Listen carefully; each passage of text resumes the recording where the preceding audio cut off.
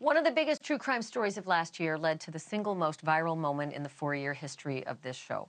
When Luigi Mangione was arrested in December for the murder of Brian Thompson, CEO of United Healthcare, he was briefly held in Pennsylvania till he was sent back to New York. His lockup was called SCI Huntington, and NewsNation's Alex Capriello was reporting live outside its walls just after his arrest. When Luigi's fellow inmates saw Alex and his lights, they yelled out their windows that they were watching this show. And soon after that, I realized that if I asked them questions live on the air, they might just hear me on the TVs they had in their cells. And maybe they'd answer me out the windows, which led to the most bizarre interview I've ever conducted.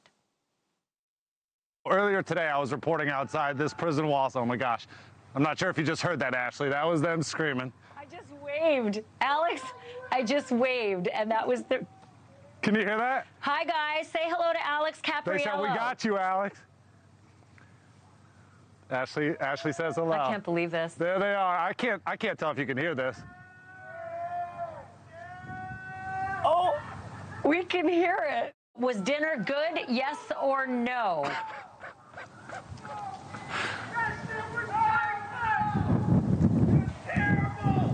Rest assured, gentlemen, we can absolutely hear you. But and isn't that interesting, Ashleigh? You got your interview. Is there doing the strobe light for us? Was that the strobing was for us? If you're just tuning into NewsNation right now, this is the prison inmates at the SCI Huntington watching our show and responding by turning their lights on and off to show us that they are, in fact, watching and responding. I take it back to that moment because a news site called the Prison Journalism Project has put up a first-hand account of what happened after that night. It was written by an inmate named Vaughn Wright, housed in the C block at that prison, and Vaughn writes, Banfield started posing questions directly to the prisoners. I haven't heard voices here raised in such raucous unison since Feb 2018 when the Philadelphia Eagles won the Super Bowl. Though it was hard for Capriello to hear anyone shouting from C block where I live, I suppose people relished the moment to have a voice. Joybelle Phelan is one of the staff members of the Prison Journalism Project. She herself was incarcerated twice for a total of 7 years. She joins me now live. Joybelle, thank you for being here. What else did Vaughn write about that night? Thank you so much for having me, Ashleigh.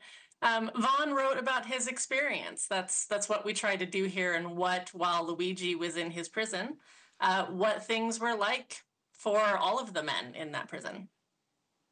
So what happened after that raucous night? Did the hammer come down? It sounds like it. You've read what we've published. We reached out to Vaughn right after your story. We realized we had a writer that could tell us something of what was happening inside.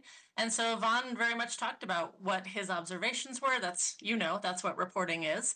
And so it was about a chance to share what they were living in while it was happening. Let me read a little bit of that.